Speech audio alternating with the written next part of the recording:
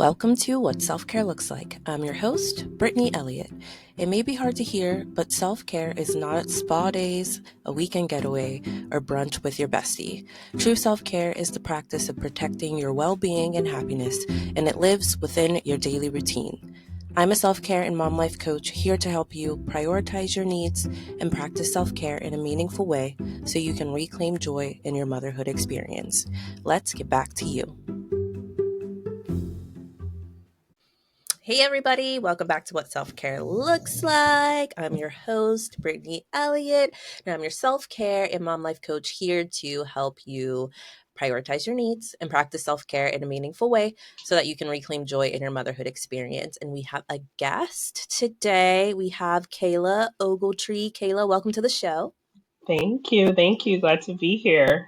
I am so happy that you are here. So, Kayla Ogletree is a licensed clinical social worker and passionate advocate for maternal mental health. She currently serves as the Education and Training Chair for Postpartum Support International, New Jersey, and is also the site director at a large group practice in Jersey City, New Jersey. With years of experience, Kayla specializes in supporting women of color in the perinatal period, focusing on creating safe, affirming spaces for them to navigate the challenges of motherhood and mental health. I love that. As a single mom to a vibrant 6-year-old daughter, Kayla brings both personal and professional insight to her work. She's deeply committed to promoting self-care and emotional wellness within the Black community, helping individuals reclaim their peace and live stress-free lives.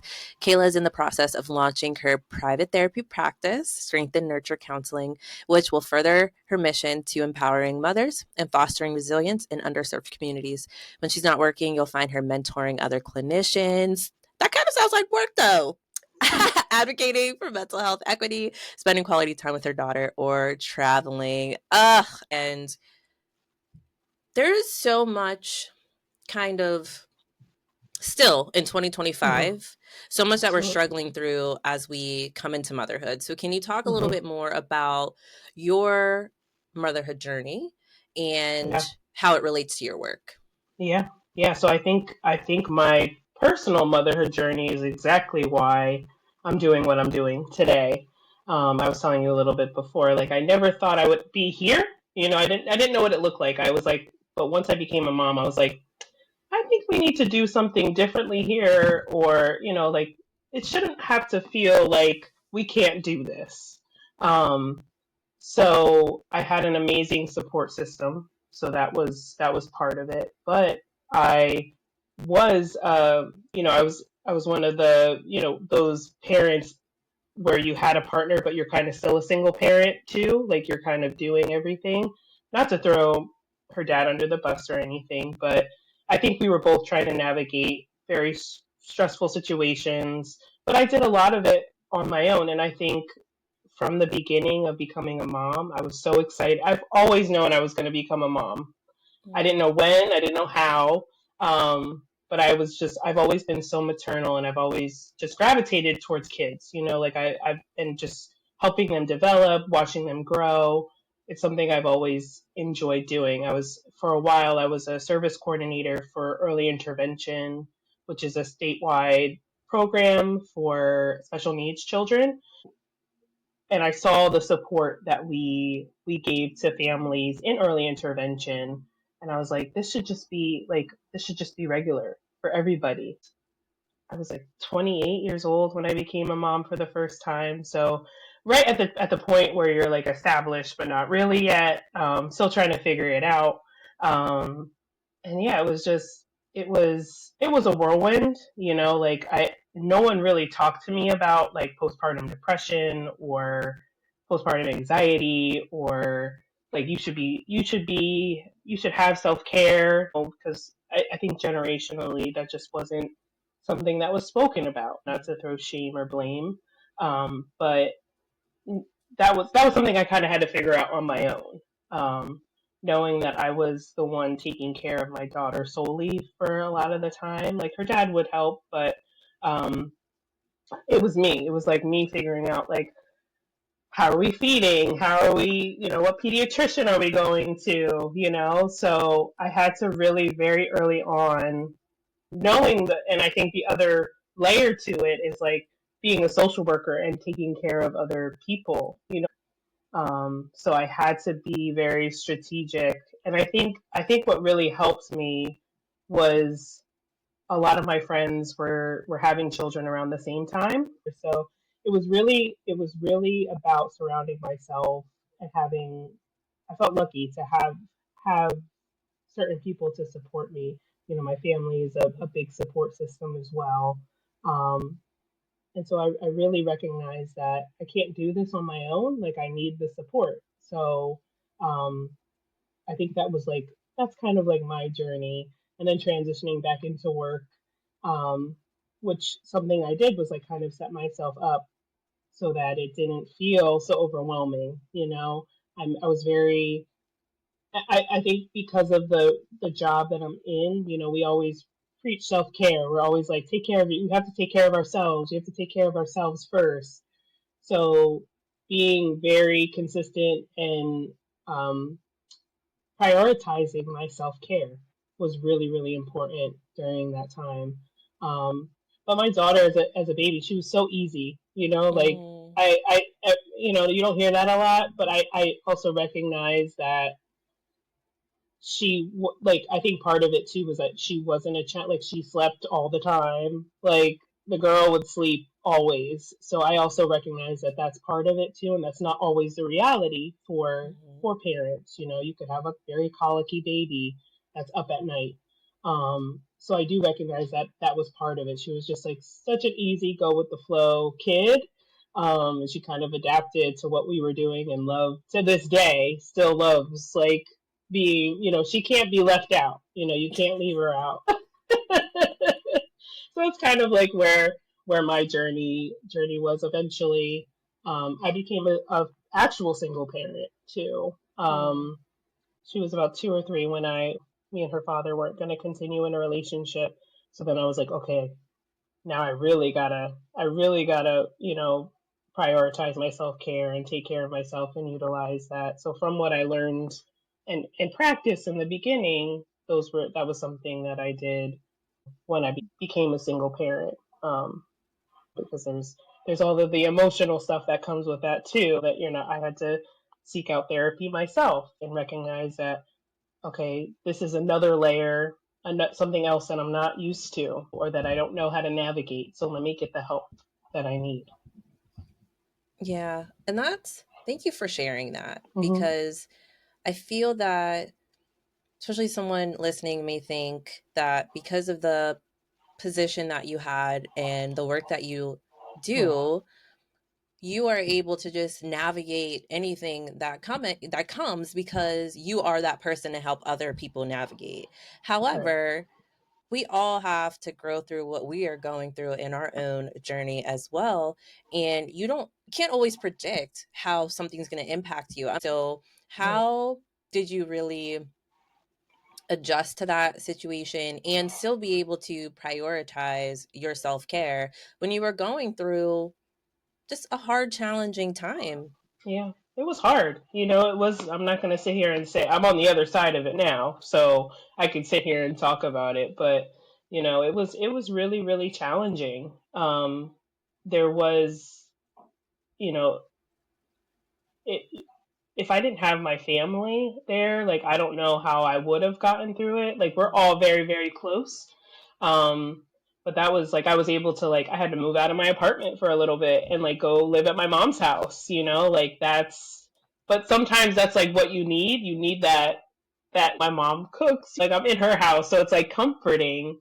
Yeah. Um, but there was still an emotional aspect of like, wow, I thought this was gonna go one way and it didn't. Like I never thought I would bring a child into the world and not be with the other parent. Like that's not something you really think about when you're in a very serious relationship where conceiving children. Like that's not a thought, but it happens, right? It happens.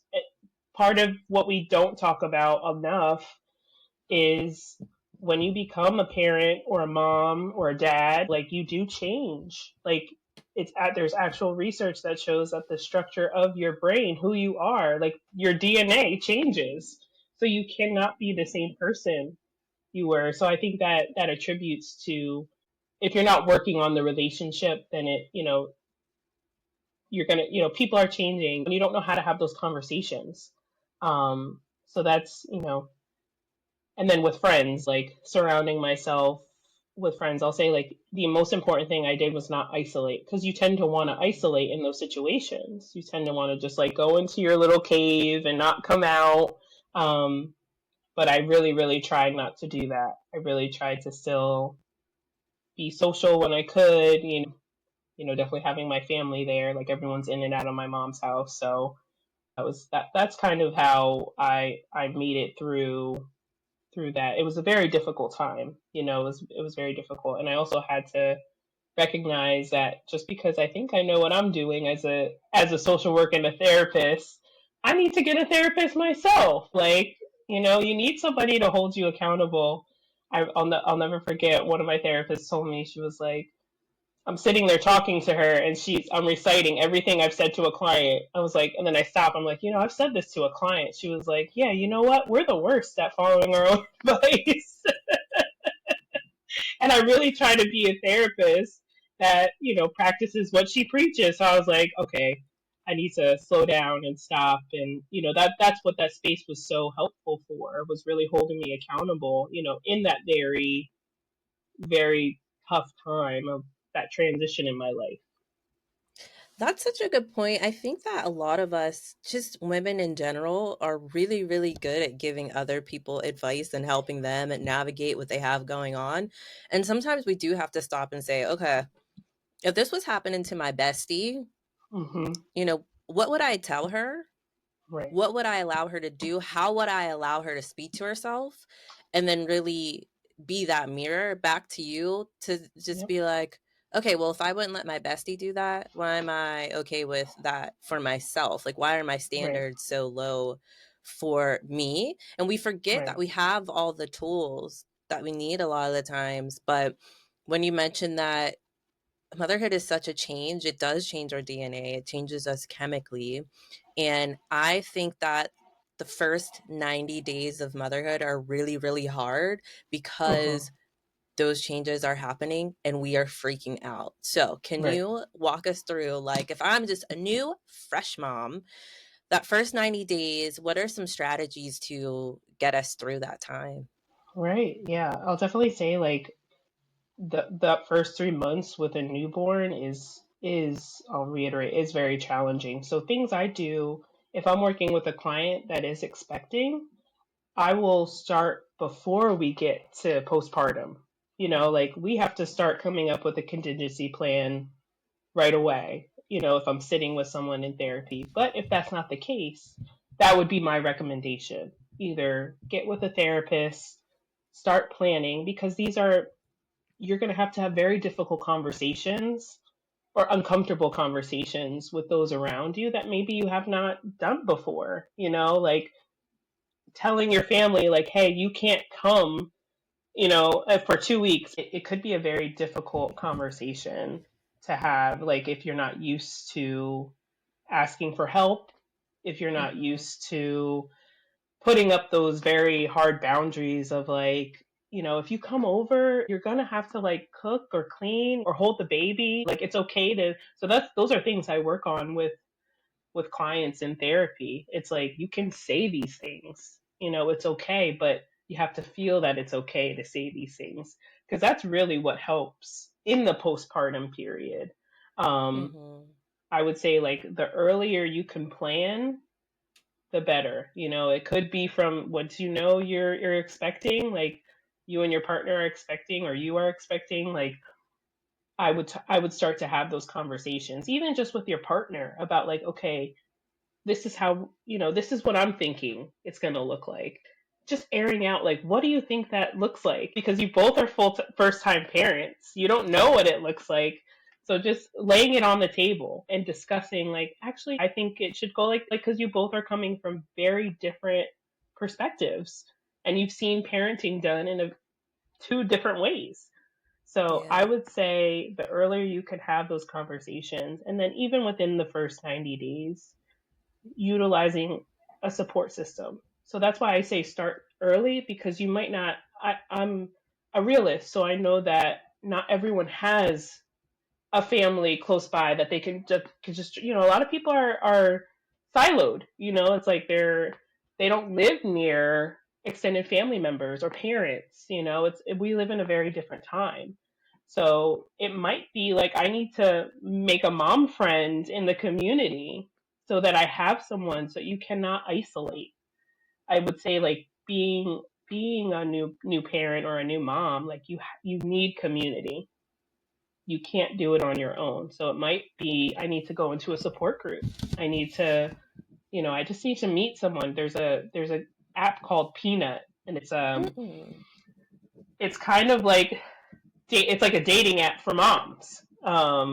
So you can meet a mom friend in the area, and just have that connection. Just have someone to bounce off, like, is your baby doing this? She won't sleep at night, or he won't sleep at night. I don't know what's going on. Just having someone to kind of hear you out and understand where you are is so important. So that's my, like, Mm-hmm. main thing when you're preparing to bring in a child to the world. The earlier you can prepare, the better. And then I would say not everyone can be that type of support. Like, you have to know who can do what, and who, like, what's their strength. You might have a friend that just wants to cook, like, she's not good with babies, like, that's but she can cook a really good meal. um Mm-hmm.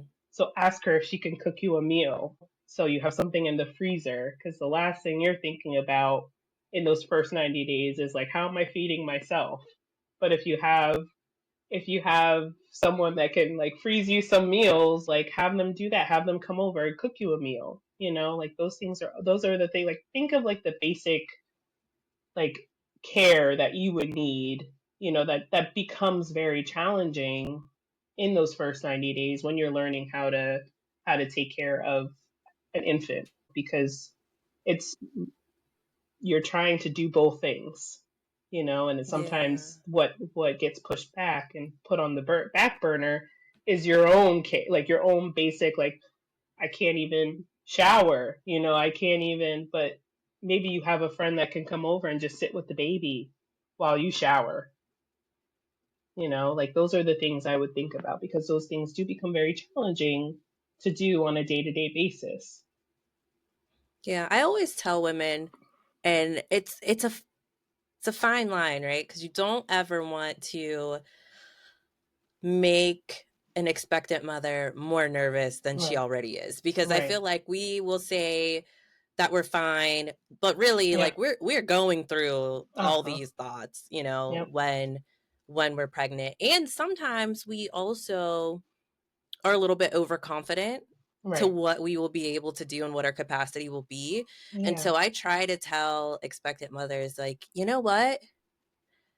How about we just prepare for, like, the worst, in terms of maybe your support will fall through. Like, I understand Right. that you believe that would never happen, and Right. everybody who said they're going to be there is going to be there. Yeah. However, let's just play a game Right. and think Right. about, what we would do if. Because for me, I know going into motherhood, I feel like I had a very right size expectation. Like, I was like, this is going to be hard, and I Mm-hmm. am going to be struggling, and I'm Mm-hmm. going to need help from whomever wants to Yeah. come and help me. Most women do not feel like that. It's like, No. no, I'm going to become a mother, and I'm going to be able to do every single thing because I'm a mom, and it's just going to happen, and I'm going to have my little maternal instinct, and it's Yep. all going to be great.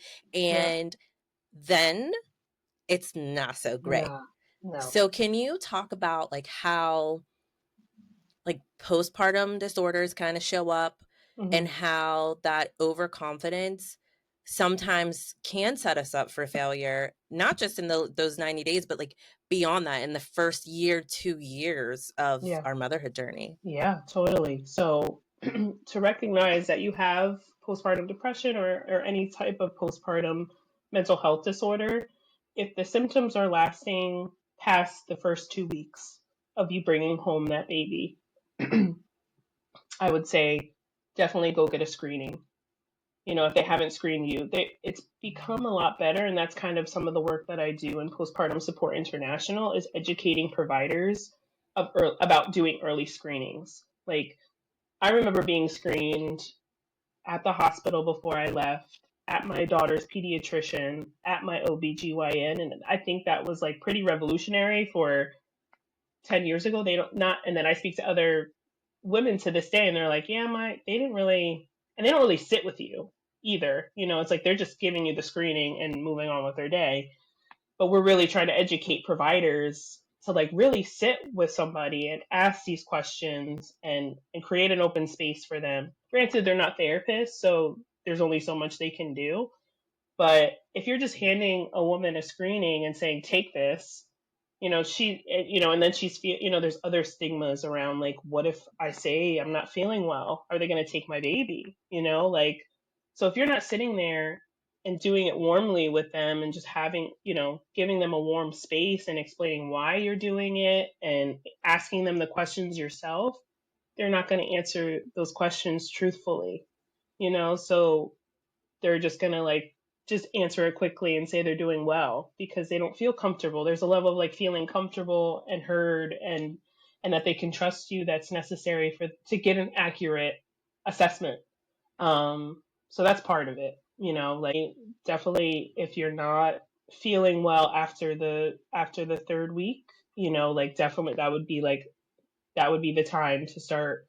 Okay, maybe you could start with your pediatrician, your OBGYN, if you have a trusted relationship with them, because some of us have good relationships with our providers. And then they can give you a referral to somebody. Um, Postpartum support, I'm going to plug them. Postpartum Support International has a lot of great resources too. Hey, it's Brittany here, your host of the show, and I'd like to invite you to grab your copy of my book, What Self Care Looks Like. It's the roadmap for working moms who want to prioritize their self care and rediscover the joy in their motherhood experience. It's a must read for any mom who has felt lost, unseen, or unsure along her motherhood journey. Buy it today at www.whatselfcarelooks.com.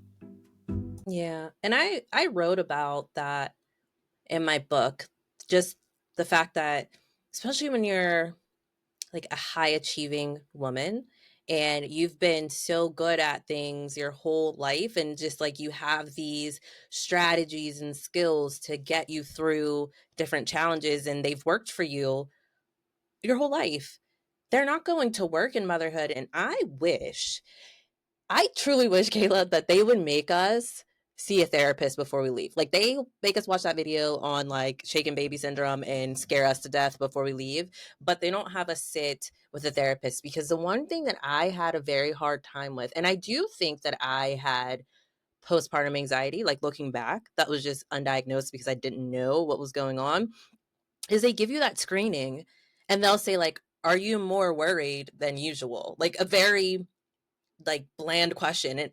But I know when I would look at the paper, I just felt like I don't quite understand what you're asking me. And I Right, don't know how to tell you that I don't understand what you're asking me. And I'm also right, scared that if I say, yeah, I'm worried. Yeah, I kind of thought yep, about this or that.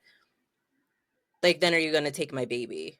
right, And so, how do you help women to truly identify like this is what I'm asking. I'm yeah, asking you this specifically. Like when you're with your baby, what do you feel overall? And right, like tell me that or write it down, like just, dump it out yep, because I just feel like those screens, and I'm not knocking healthcare providers, but it just feels yeah. like they're checking a box. I think it comes down to, I put a lot of responsibility on myself, and I think there's a lot of responsibilities on providers that are working with moms that are postpartum.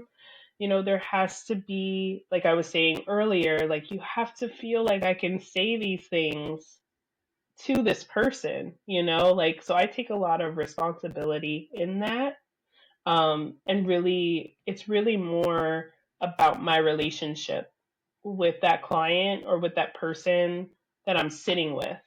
Um, you have to create a very non-judgmental space. I'm a trauma-friendly therapist, so like I'm going like, what do you need? Do you need water? Do you need like I know and empathizing with them, like I know this is a hard question, but I really want to know like how this looks for you and being honest about like what I can do with that information. It doesn't mean that I'm going to take your baby away. That's not what that means. To ensure that I'm giving you the proper interventions that you need and getting a proper assessment, like sitting with someone and kind of guiding them through that is so important. People need to know, like, why am I answering this question? What do you need to know this for? Where does this information go? Mm-hmm. I have a duty to make you comfortable before I start asking you questions like that. Right. Like I always think about like that's such an intrusive question. If I don't have that type of relationship with somebody, they're not going to answer that question honestly and truthfully because they don't, we don't have a relationship like that. Like we don't, there's no builded trust. So, I mean, in my perfect world, there would be like a mental health perinatal therapist in all OBGYN offices, like someone they could go to do those things who has the proper training, but that's just not the reality. And you're right, it is like they are just checking off a box. It is, that's what it feels like when someone just hands you a screening, Yeah. you know? So how do people find you and other people who do the work that you do? Not that I'm trying to send you 1,000 million clients because you're only one person, but I Yeah, do feel that there is a gap in us finding the care that we need, totally. or even knowing where to ask if this Yeah, is the care that I need. Like I know, right. and about like in 2022 maybe, or like really Hmm. close to 2020, it was just hard to get into mental Absolutely. health provider. Like they just weren't available. They Is it easier now? We're in 2025. Is it a little easier now for access to a mental health provider? And two, how do we find them? Yeah. Access has definitely improved in the last 5 years. I'll say that. Like just because with telehealth being an option, I think that has increased accessibility to mental health services. So I don't think it's 100% there yet. Like I think there's still work that can be done. Um, I think we need more providers. There's not enough providers for the population. And like that's part of the work that I do in Postpartum Support International is trying to get as many people with the certification. We try to push the trainings so that they have the knowledge base to work with, more clinicians have the knowledge base to work with clients in the postpartum period. So that's part of the work that I do with PSI. Um, so I would say that they're a huge resource. They have a whole directory postpartum support. It's postpartum.net. Um, and you can go on there and search for a therapist that I'm on there as well. You can search for a therapist that has this specialty. Mm-hmm. Um, so that would be one of the ways. You could also call your insurance company um, and ask if they can help you through like does this provider um, have the specialty that I need. Um, so those would be the two ways right now that I would say I would also go on like Psychology Today is great too because you can like Yeah. filter it. You can filter it for what you need. Um, so I would definitely say those are the ways that I would say to look for someone with this specialty. Um, and they just need training. They don't need like a special certificate or anything like that. You just want to know that they have the training and have worked with clients that have been in the postpartum period. Um, so those are the ways I would say to access this type of care. I definitely think and feel that there still needs to be more providers because I've had experiences when clients have come to me, they're like, I've been looking forever for a therapist. So it still happens. It doesn't happen as often, Mm-hmm. but it's still happening. So I wouldn't say that like access is like everyone's accessible, like I wouldn't say that, but I definitely think it has improved and is continuing to improve and grow. We're always trying to figure out different ways to make it more accessible. One of the things I want to do, um, because not everyone has a major health insurance, like they don't have major commercial, and that's part of it too. Mm-hmm. I'm so passionate about this work that I want to create something where um, anyone can access the care, insurance or not. You Yeah. won't be charged a high out of network fee. How do I make this, especially in the communities of color? Yeah. Like, how do I make this more accessible to them? Because that will be the barrier right there. I can't pay for therapy, so I'm not coming. Um, Yeah, that's that. understood, just like Yeah. that. Because you can't like explain that Yeah. away at all. It's like, okay, well, how much does it Nope. cost? $200. Okay, well, Right. I don't have $200. And then you're like, Right. now what? Right.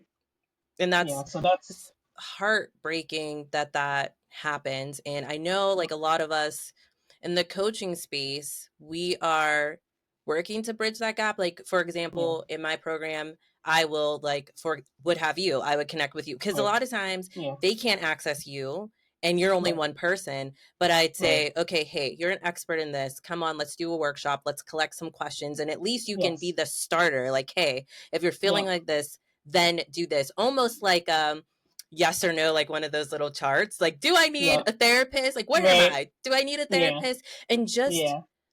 some people still there is that stigma that it's like I Yep. don't want to go to a therapist. I don't want to ask for help.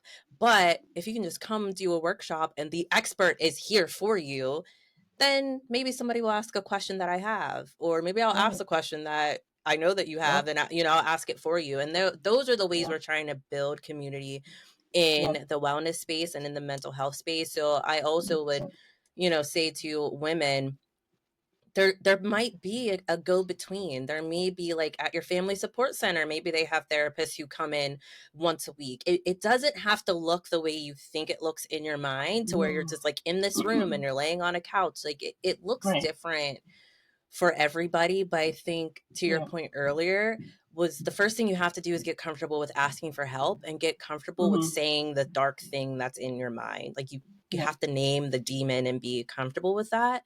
And Yep. also understanding that you saying it doesn't mean we're going to take your kid. No. We are trying to help you. That's all we're trying to do is be a resource and help you through this time, because I think women still also think that it's a very small amount of women who are impacted by postpartum disorders. It's a lot of women. Even if they're like 1 in 7 women experience this, that's 1 in 7 that are diagnosed. And 1 in 7 out of 70 million or 7 million people is a lot of freaking people. Like, it's a lot of people. Like, you are not alone. You have to talk about it and let us help you. Okay. So, like I said, make sure y'all reach out. But this is one resource that you have now. So, Kayla, tell Yeah. everyone where they can find you. So you can follow me on Instagram at Strength and Nurture Counseling. I'm also, you can find me on Psychology Today. Like, I'm on Headway if you're looking for a therapist. Just search Kayla Ogletree. I also have a page on Facebook, Strength and Nurture Counseling. So you can find me there as well. Whatever platform um, feels right for you. You can also send me an email directly at Strength and Nurture Counseling at gmail.com if you need, even if you just need resources. I love educating and helping moms. So even if you're like, I don't think I could start therapy right now, but what are some resources that you have that I can utilize? I have a lot of postpartum perinatal resources, for perinatal postpartum mental health disorders. So yeah, definitely reach out if you need anything. I'm here to answer questions, or um, if you're like, should I get into therapy? I'm happy to answer that question too. Mm-hmm. And I know I said we were going to wrap up and I was only going to ask you one more question, but Yeah. that made me think of another one. So we're going to do one Sure. and then another one. Yeah. So I feel like one, and this may not be a myth, but maybe I feel like I've always been under the impression that postpartum depression and disorders only last like a short window, like hmm within 2 years. But is hmm that a myth? Like, how long can postpartum depression and mood disorders symptoms actually last? I think the misconception is like, okay, once the baby hits a year, it's like it's gone, like, but that doesn't happen. Some women can have it for 2 or 3 years. And I'll Mm-hmm. say my last point will be like, if you do go untreated, like if you don't talk about it, if you don't do anything, like it could turn into a major depression or a generalized anxiety disorder, which we also don't talk enough about. That's also why I preach and I'm like so passionate about this, because it could turn into like a longer term mental health disorder. So that the more you can intervene in the beginning, like the better. And dads also go through it too. Dads and partners also go through postpartum, like, so that's also part of the conversation as well. They also need the support. Wow. Hmm. That's a big deal. Like, people Hmm. don't talk about that They don't say it enough out at loud. all, because Nope. sometimes I'll meet someone and they're like, my child is 6. Like, my daughter is 6, and then they're saying things and I'm like, have you ever talked to anybody about Yep. anything like postpartum Hmm. depression or mood disorder? And they will say like, well, if I had it, it would be over by now. And I'm like, So we don't know. Yeah, they don't know. Yeah. it may not be over by now, right? Like, it may still No. be lingering. So Yeah. that's such a good point. So Yeah. definitely, y'all, no matter where you are in your motherhood journey, it Yeah. doesn't hurt to just talk about what you've been going through and just seek out professional support. Like, it's, Yeah. just get professional support to help you navigate whatever challenges that you are going Yeah. through right now. And I always like say, just get a mental health checkup. Yeah. There may not be anything going on. Just Yeah. go in and just sit down, have a chat, and just make sure you're good. Yeah. Make Yeah. sure you're Yeah. good. Exactly. I love that. Yeah, and it's okay. It's okay to say it's hard. Parenting and motherhood is hard. I think we both can agree. It's okay to say it out loud. Give yourself the permission to say it out loud that it's hard. Yeah. Okay, we'll wrap up for real this time, y'all. Okay. So for Kayla, final question. Tell us all, what does self-care look like for you right now in this season of your life? Absolutely. So I've also decided to start my own practice and move at the same time. So that part I don't ever recommend. But this is, I'm like, now I really got to prioritize my self care, because otherwise, like, I wouldn't be able to sit here or run my practice. So movement is huge for me. My sister Brianna, she's a personal trainer, so she's always like got us up and moving. But that has actually really helped, um, just get me through my day. I prioritize just for like 30 minutes. At least 30 minutes a day. Like, whether I'm walking on my walking pad or doing a workout or going outside for a walk, like prioritizing that.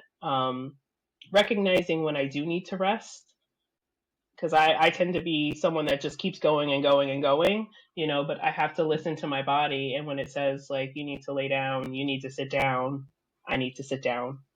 Because if I don't do that, it will do that on its own, so I Mm-hmm. have to recognize that too. Um, Talking about it, if I'm going through a hard time, like talking to my own therapist, talking to friends, utilizing my support is really helpful for me. So I have to recognize, like, I'm a very independent person and I like to do things on my own, but I have to recognize when I need the support. Like, Mm-hmm. when it's like, have I just been to myself for a long time? I probably should call somebody at least, like, so recognizing that's when I need that. And, you actually feel recharged when you do that. Um, some other things that I do. I love breathing. I love guided breathing, especially when I'm feeling like very, very overwhelmed. Mm-hmm. Um, you could YouTube Insight Timer, Calm app, like something.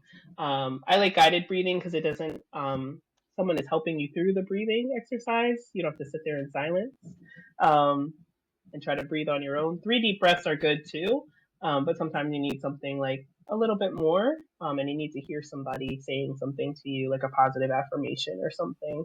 Um, but yeah, I'll try to decrease my screen time. Those are some of the things that I do for self care. I love that. That's beautiful. And Yeah, thank you so much for not just yeah, being here, but for showing up for yourself and taking care of yourself and really taking it upon yourself to help other mothers, because it's a huge task, and I'm sure that it can be very exhausting mentally for you, like a yeah, lot of mental fatigue, a lot of decision fatigue. Um, Building a business, going into your own practice, and yep, you're raising your daughter, right? And yep, so just I love that you're taking time for yourself and you're showing up for the community as well, Yeah, and you're creating space for all of that. So I appreciate you and thank you so much for coming absolutely. on today. Yeah. Thank you so much for having me. Absolutely. And to our listeners, I'll talk to y'all very, very soon. See ya. Thanks for listening to this episode. I hope you learned at least one thing you can implement into your daily routine. To connect with me, follow at Back to You in 5 on Instagram. If you're feeling generous, share this episode with a mom you know and subscribe to the show. I appreciate your support. Remember, motherhood is a journey, not a destination. Grow through it and enjoy the view.